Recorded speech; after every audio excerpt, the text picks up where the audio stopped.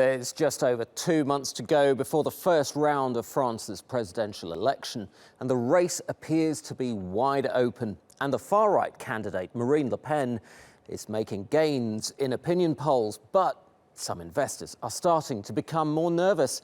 One way of measuring how nervous they are is to look at the yields on French 10-year government bonds. That's the orange line in the graph that you're seeing.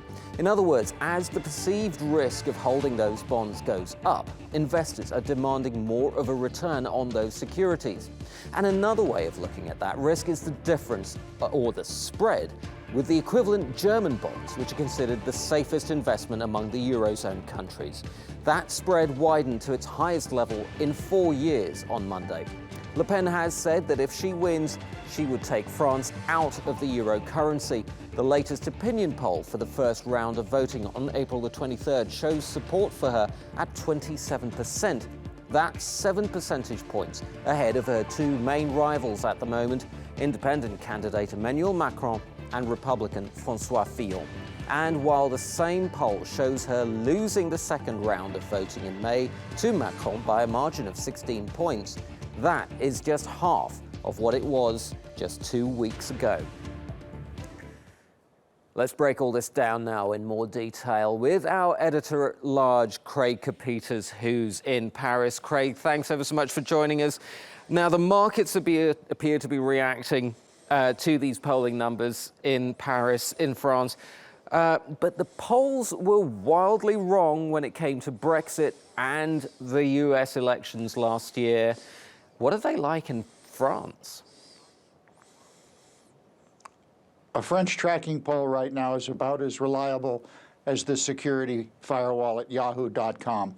The biggest danger going on right now in France is downplaying Marine Le Pen's chances to emerge victorious on April 23rd and win on May 1st. There are a number of reasons for this, but the proverbial bottom line, because there always is one, if Marine Le Pen does win, you can send the European Union to the autopsy table. Yeah, it's looking rather dicey at the moment for those who don't support Marine Le Pen and for those who support the European cause. Are investors justified in being scared of Le Pen's policies? They certainly are, because in the Le Pen crowd, there's no understanding that an unraveling of the EU would have grave political and economic consequences. Look at, everyone talks about Brexit. Well, remember, the UK was never part of the single currency deal. France is. France is the bulwark with Germany.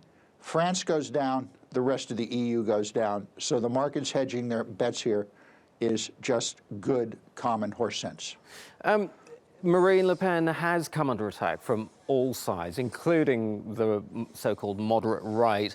But every time she does come under attack, her polling numbers actually keep going up. It sounds scarily like what we saw, once again, in the US and in Brexit. Well, there's quite a lot to that. Just today, for example, she went to Beirut allegedly to meet the Grand Mufti, and she refused to put a scarf on her hair, so the Mufti wouldn't let her in, so she walked out. Everyone here cheered.